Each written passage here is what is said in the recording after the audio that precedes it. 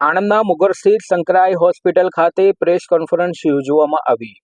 આજરોજ 23 નવેમ્બર સવારે 10 કલાકે આણંદના મુગર સ્થિત આવેલ શંકરા આઈ હોસ્પિટલ ખાતે જિલ્લાના પત્રકારો સાથે પત્રકાર પરિષદ યોજાઈ હતી।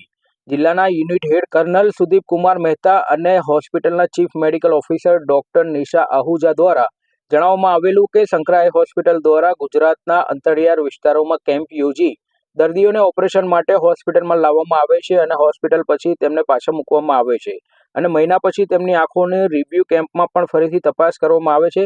શંકરા આઈ હોસ્પિટલ આણંદની કાચી કામોટી મેડિકલ ટ્રસ્ટ દ્વારા 11 રાજ્યોમાં સંચાલિત 14 હોસ્પિટલોનો એક ભાગ છે। અત્યાર સુધીમાં હોસ્પિટલ દ્વારા 27 લાખ નિઃશુલ્ક ઓપરેશન કરવામાં આવ્યા છે।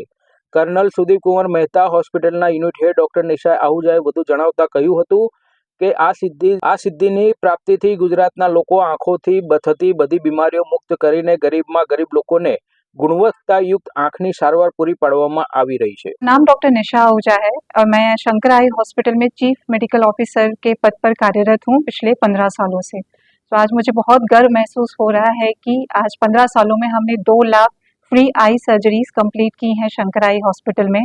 ये ऑपरेशन न सिर्फ मोतिया के हैं बट दूसरे स्पेशलिटी लाइक पर्दा का, झामर का, किडनी ट्रांसप्लांट एंड ऑल भी कवर करते हैं।